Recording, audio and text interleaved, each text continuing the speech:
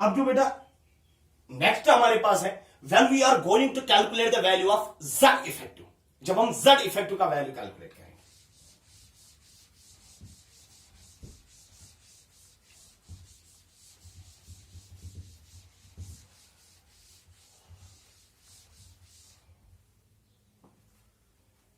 Question लिख लेना बेटा, calculate Z effective for the last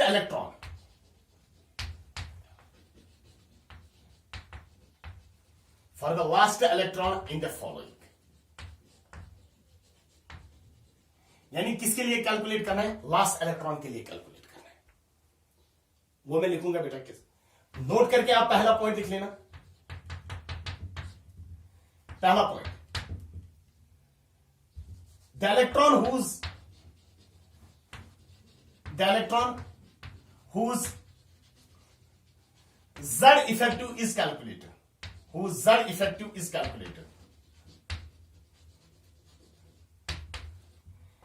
does not contribute towards sigma,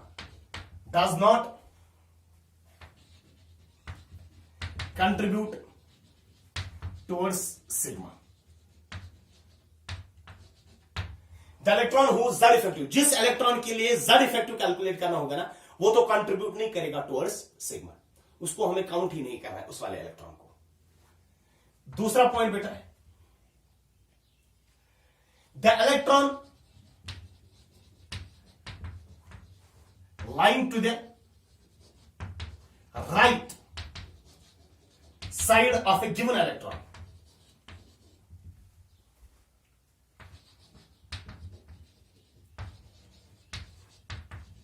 the electron lying to the right side of a given electron does not contribute towards sigma। अब जो electron right side होगा ना, एक particular electron के लिए अगर आपको sigma calculate करना होगा, जो राइट साइड वाले इलेक्ट्रॉन्स होंगे ना, वो तो कंट्रीब्यूट नहीं करेंगे, खाली वही वाले इलेक्ट्रॉन्स कंट्रीब्यूट करते हैं जो टुवर्ड्स किस साइड है? Left side. ये स्लेटर के रूल्स हमारे पास। अब ध्यान देना बेटा question, calculate Z effective for the last electron in the following. पहला जो हमारे पास है दैट इज हाइड्रोजन के लिए, इसका एटॉमिक नंबर Z किसके बराबर होगा? 1।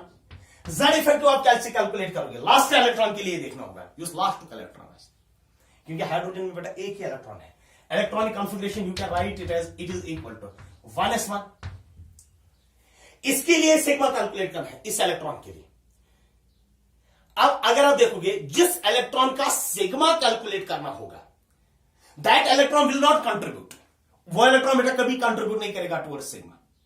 जिस इलेक्ट्रॉन के लिए कैलकुलेट करना होगा ना Z इफेक्टिव, वो वाला कभी कंट्रीब्यूट नहीं करेगा टुवर्ड्स सिग्मा। यानी ये मिसाल इलेक्ट्रॉन कैलकुलेट करो Z इफेक्टिव, तब पीछे कितने इलेक्ट्रॉन बच जाएंगे? 0।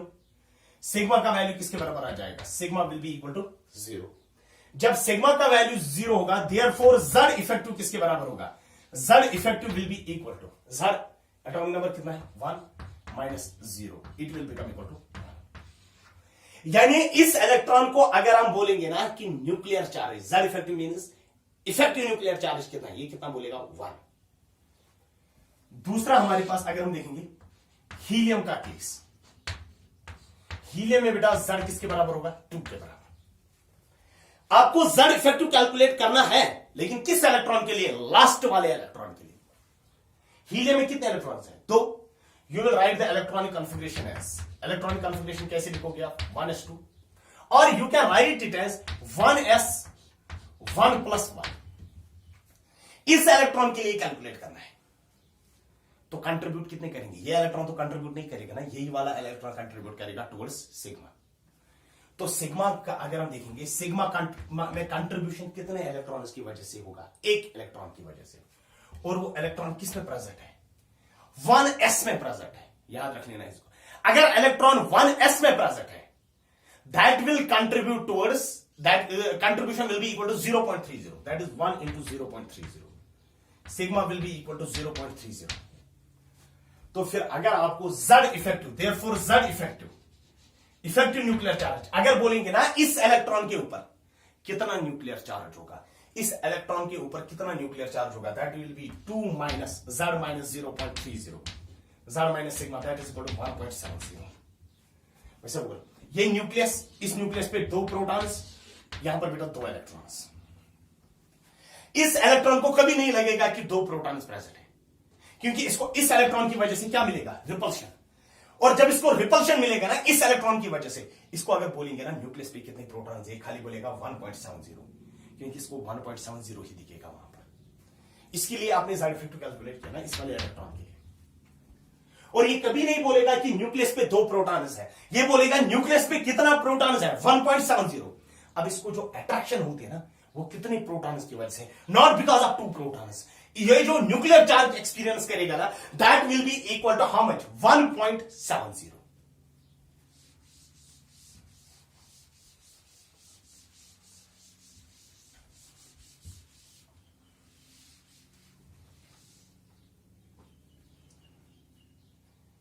Number 3 is boron. बोरॉन का एटॉमिक नंबर क्या है, Z क्या है, 5।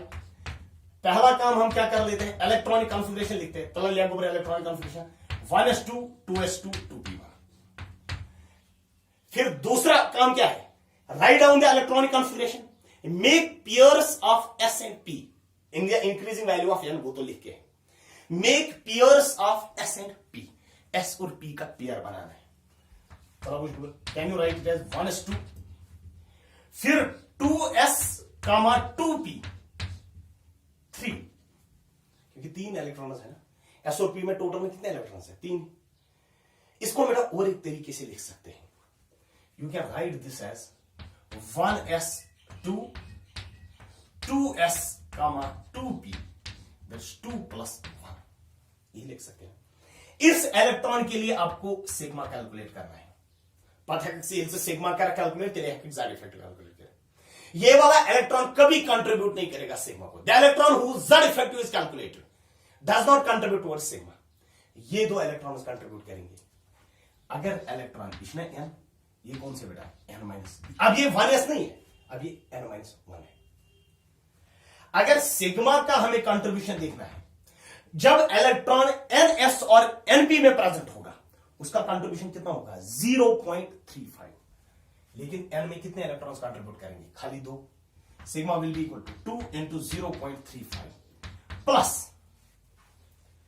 जो n-1 वाले होंगे वो कितना कंट्रीब्यूट करेंगे, 0.85, 2 into 0.85,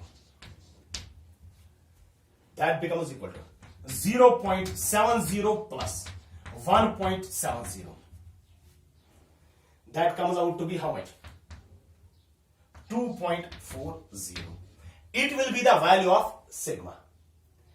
अगर देखा जाएगा z इफेक्टिव बेटा किसके बराबर आ जाएगा, z effective will be equal to z का वैल्यू कितना है, 5 minus 2.40, that comes out to be 2.60।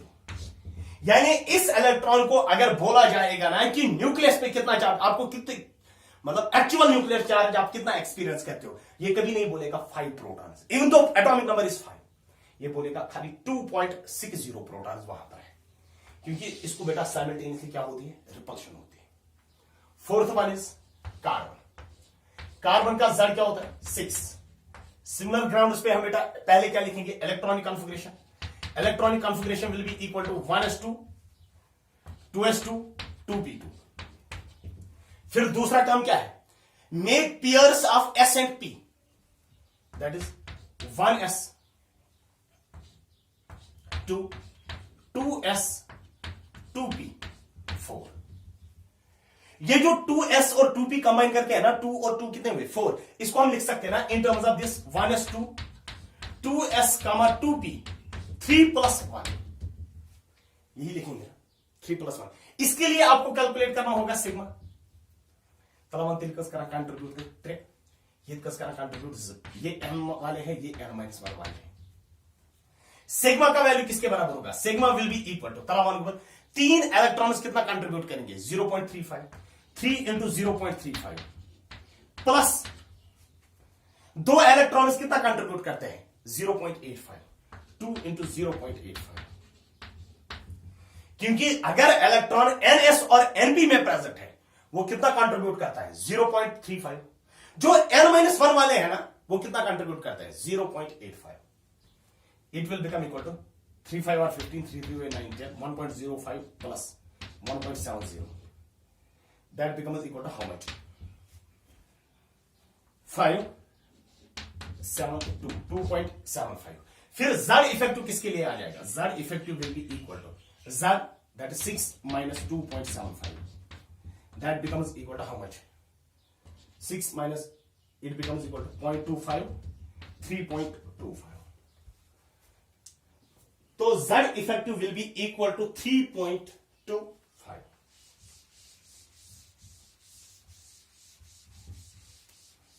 यानी कार्बन में जो लास्ट इलेक्ट्रॉन होता है ना, अगर इस लास्ट इलेक्ट्रॉन को बोलेंगे ना कि इफेक्टिव आपके लिए कितना न्यूक्लियर चार्ज है, इसके लिए जो न्यूक्लियर चार्ज होगा ना that will be effective nuclear charge.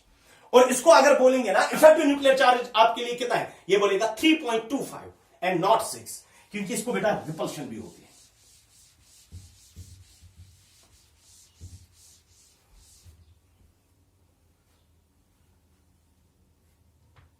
Fifth sodium. Sodium का एटॉमिक नंबर क्या है, ध्यान देना, Z इज इक्वल टू 11. तो first you will write down the electronic configuration. Electronic configuration क्या आ जाएगा? 1s2 2s2 2p6 3s1. Make pairs of s and p. s और p का पेयर खाली यहां पर बना सकते हो. It is equal to 1s2 2s2p. कितने इलेक्ट्रॉन लेंगे? 8. फिर यहां पर 3s1. आपको बेटा z इफेक्टिव कैलकुलेट करना है, लेकिन किस इलेक्ट्रॉन के लिए? लास्ट इलेक्ट्रॉन के लिए. सो यह इलेक्ट्रॉन, जिस इलेक्ट्रॉन का z इफेक्टिव कैलकुलेट करना होगा वो कभी कंट्रीब्यूट नहीं करेगा टुवर्ड्स सिग्मा. एम सुधा कंट्रीब्यूशन खाली राइट साइड खाली उन इलेक्ट्रॉन्स की वजह से सिग्मा होगा जो टुवर्ड्स लेफ्ट साइड होंगे. ध्यान देना बेटा, अगर ये mth शेल है, ये कौन से हमारे पास है? n-1. और ये कौन सी है बेटा? n-2. n वाले तो कंट्रीब्यूट नहीं करेंगे कुछ, क्योंकि वहां पर तो कुछ बचता ही नहीं. इस इलेक्ट्रॉन के लिए देखना होगा बचेंगे कितने इलेक्ट्रॉन? 0. n-1 वाला कितना कंट्रीब्यूट करता है? 0.35. तो सिग्मा का वैल्यू जो होगा, सिग्मा का वैल्यू होगा बराबर 8 इंटू 0.35, क्योंकि 8 इलेक्ट्रॉन यहां पर कंट्रीब्यूट 0.85. 8 इंटू 0.85, क्योंकि n वाले कितना कंट्रीब्यूट? n में बात नहीं किया, वहां पर तो आ जाएगा 0. n में तो कुछ नहीं बचेगा, वहां पर you can write it as 0 into 0.35, क्योंकि वहां पर तो बचेगा कुछ नहीं. प्लस n-1 वाला कितना कंट्रीब्यूट करता है? 0.85. 8 इंटू 0.85 प्लस n-2 वाले कितना कंट्रीब्यूट करते हैं? 1. वहां पर कितने हैं? लेकिन खाली 2 इंटू 1. तो ये किसके बराबर आ जाएगा? इट विल बिकम इक्वल, ये 0 आ जाएगा. 8 5 हुए 40, 8 8 हुए 64 and 68 6.80 plus 2. That comes out to be 8.80. 8.80 will be the value of sigma. Therefore, Z effective किसके बराबर होगा? Z effective will be equal to Z, वो किसके बराबर? 11 minus 8.80. That comes out to be 0.20 2.20. यानी इस इलेक्ट्रॉन, यू सी इलेक्ट्रॉन शी ये क्योंकि ये टेंशन है nucleus consists of how many protons? 11 protons. इसको अगर बोलेंगे ना कि न्यूक्लियर चार्ज कितना है, ये बोलेगा न्यूक्लियर चार्ज खाली है 2.20. क्यों? क्योंकि इसको भाग्य इलेक्ट्रॉन्स की वजह से, ये जो इनर इलेक्ट्रॉन्स है ना, इनकी वजह से इसको क्या मिलेगा? रिपल्शन मिलेगा. एंड तो इससे बेटा आपने देखा you can calculate the value of Z effective. आप Z इफेक्टिव का वैल्यू कैलकुलेट कर सकते हो by using Slater's rules. Slater's rules से आप कैलकुलेट करोगे. अगर आप देखोगे इन पीरियोडिक टेबल, अगर आप पीरियोडिक टेबल में देखोगे, इन पीरियोडिक टेबल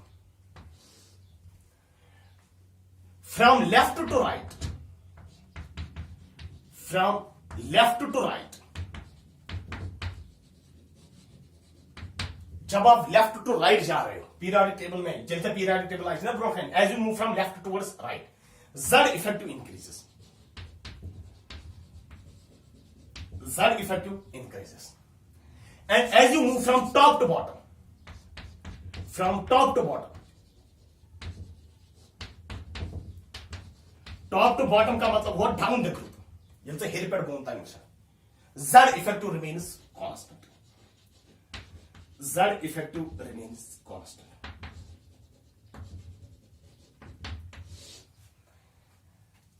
तो याद रख लेना बेटा इस चीज को कि पीरियोडिक टेबल में जब आप मूव करोगे from left towards right, Z effective जो होता है, Z effective increases, and as you move from top to bottom, जैसे हेलिपैड बोन टाइम आसा है, Z इफेक्टिव रिमेन्स कांस्टेंट. तो जितना Z इफेक्टिव ज्यादा होगा उतनी अट्रैक्शन भी इलेक्ट्रॉन के ऊपर क्या होगी, ज्यादा. जितना Z इफेक्टिव कम होगा उतना इलेक्ट्रॉन के ऊपर अट्रैक्शन भी क्या होगी, कम होगी. यानी Z इफेक्टिव ज्यादा, इलेक्ट्रॉन के ऊपर अट्रैक्शन भी ज्यादा, Z इफेक्टिव कम, इलेक्ट्रॉन के ऊपर अट्रैक्शन भी क्या होगी, कम ही होगी. नेक्स्ट टॉपिक जो है that is metallic bonding. Metallic bonding, और मेटेलिक बॉन्डिंग जो है होती है ना, ये हम बेटा मेटल्स में देखते हैं.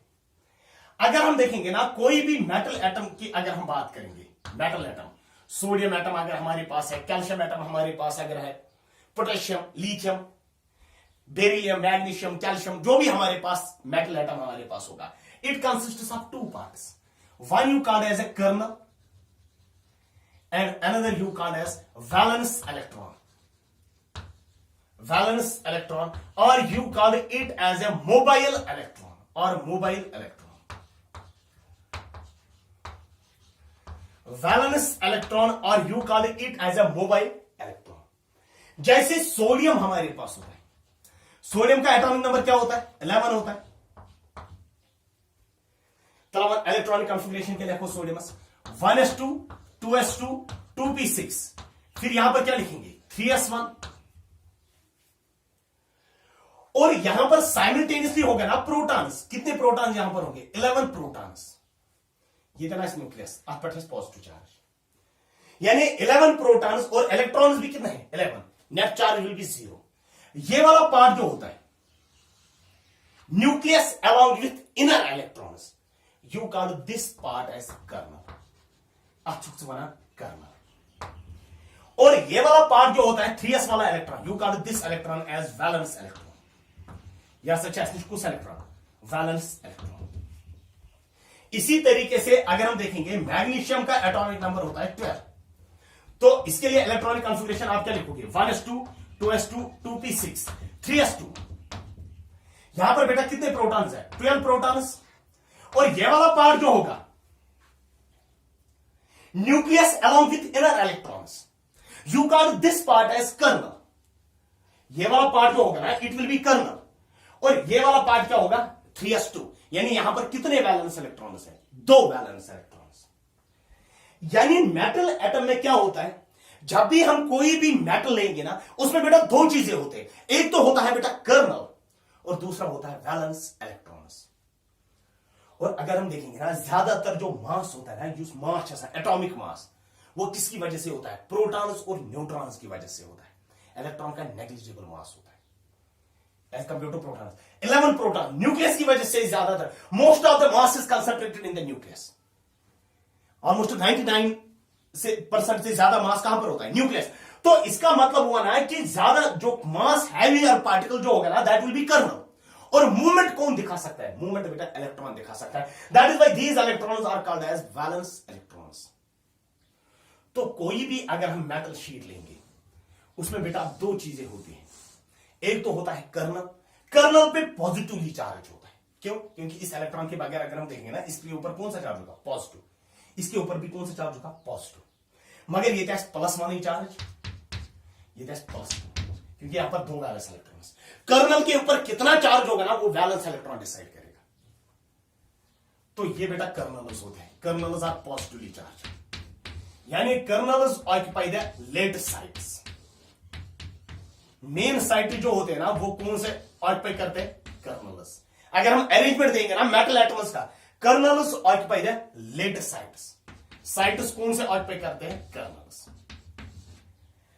अब इन कर्नल्स के बीच में जो गैप होती है, यहां पर कौन से चले जाते हैं? इलेक्ट्रॉन चले जाते हैं. ये म्हणजे यांचे कसा इलेक्ट्रॉन्स,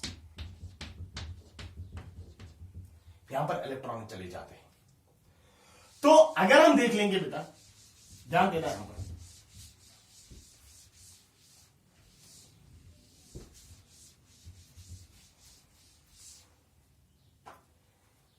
इस इलेक्ट्रॉन को बेटा ध्यान देना, इस इलेक्ट्रॉन को बेटा इस कर्नल की वजह से भी अट्रैक्शन होगी, इस कर्नल की वजह से भी अट्रैक्शन होगी, इस कर्नल की वजह से भी और इस कर्नल की वजह से भी अट्रैक्शन होगी.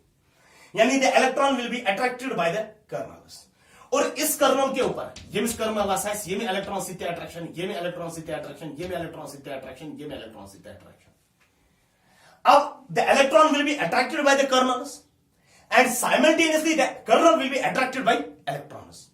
जो वहां पर साइमल्टेनियस फोर्स ऑफ अट्रैक्शन होता है between the kernels and valence electrons, how you call them as free electrons, how you call them as mobile electrons, you call that bond as metallic bond. The simultaneous force of attraction, the simultaneous force of attraction between the kernels and free electrons, or what you call as mobile electrons, between the kernels and free electrons is called metallic bond. You call that bond as metallic bond. तो अच्छे सुना, कुछ bond, metallic bond.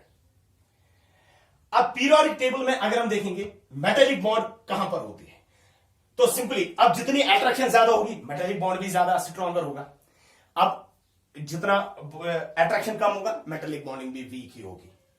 ठीक है, अब ध्यान देना. तो अगर हम देखेंगे metallic bonding occurs in, metallic bonding occurs in, number first is S block elements. S block elements में बेटा मेटेलिक बॉन्डिंग होती है.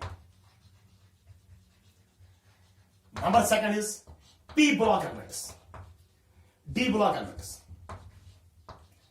D block elements, D block elements में भी बेटा मेटेलिक बॉन्डिंग होती है. And number third is the P block elements, P block elements which are close to D block, which are close to D block.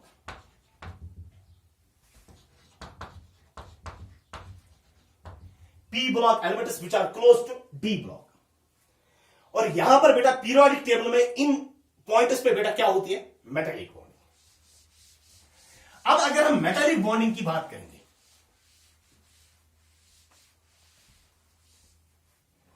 अब ये जो है ना, it is the distance between the two kernels. ये वाली distance जो होती है, it is the distance between the two kernels. You call this distance as DMM, यानी distance between the two metal atoms और distance between the two colonel's.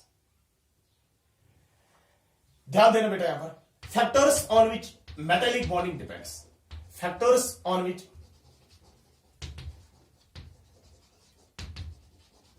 Metallic bonding depends.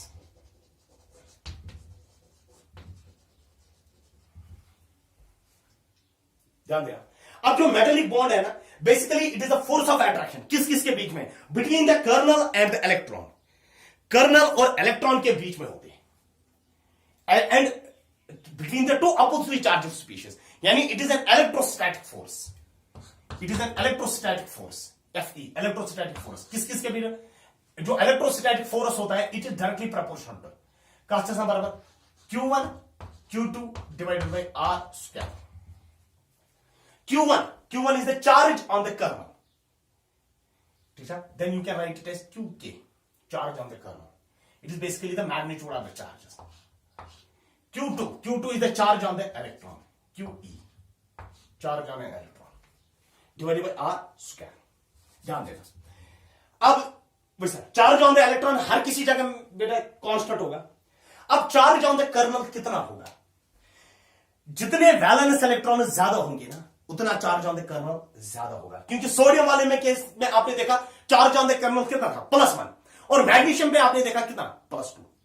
यानी अगर आप देखोगे greater the number of valence electrons per atom, greater the number of valence electrons, जितने valence electrons ज्यादा होंगे, greater the number of valence electrons per atom, stronger will be the metallic bond, stronger will be the metallic bond।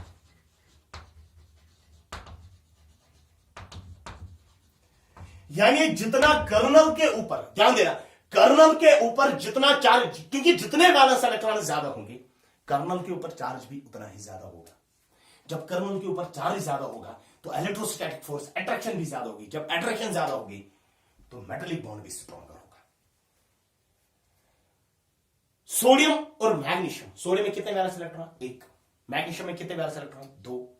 तो ज्यादा valence electrons कहां पर present है, magnesium में। तो मैग्नीशियम की मेटालिक बॉन्ड क्या होगी, stronger as compare to that of sodium. And sodium can be cut with a knife, but magnesium को हम बेटा कट नहीं कर सकते। अल्कली मेटल्स में कितने वैलेंस इलेक्ट्रॉन्स होते हैं, 1। They are soft metals. लेकिन अल्कलाइन अर्थ मेटल जो होते हैं ना, they are not soft metals, वो सॉफ्ट नहीं होते। नंबर 3, जितना साइज ऑफ एन एटम कम होगा, यानी जितनी रेडियस कम होगी, इलेक्ट्रोस्टैटिक फोर्स क्या होगा, ज्यादा होगा। Smaller the size of an atom, smaller the size of atom, stronger will be the metallic bond. Smaller the size of an atom, stronger will be the metallic bond, stronger will be the metallic bond. उतनी metallic bonding भी क्या होगी, stronger होगी। Note करके लिख लेना बेटा वहां पर, मेटालिक बॉन्ड स्ट्रेंथ जो होती है, मेटालिक बॉन्ड स्ट्रेंथ जो होती है, it is metallic bond strength जो होती है, it is inversely proportional to metallic bond length. Metallic bond length जितनी, ये हम बेटा बॉन्ड लेंथ के वक्त हम डिफाइन करेंगे एटॉमिक रेडियस के वक्त, जितनी मेटालिक बॉन्ड लेंथ ज्यादा होगी, अगर बॉन्ड लेंथ ज्यादा है, बॉन्ड लेंथ ये वाले हमारे पास distance between the two kernels, अगर बॉन्ड लेंथ है ज्यादा तो you call it as a metallic bond strength जो होगी, जो बॉन्ड, अगर बॉन्ड लेंथ ज्यादा है, अगर एटम्स दूर दूर हमारे, अगर कर्नल्स बहुत ज्यादा दूर है, तब उसका मतलब हुआ कि मेटालिक बॉन्ड स्ट्रेंथ जो होगा ना, बॉन्ड विल बी वीक। अगर कर्नल्स नजदीक होंगे then the bond will be stronger. अब जो नेक्स्ट हमारा टॉपिक होगा उसमें हम बेटा डिस्कस करेंगे metal periodic properties, that is atomic size और atomic radius, ionic radius, ionisation enthalpy, electron gain enthalpy and electronegativity.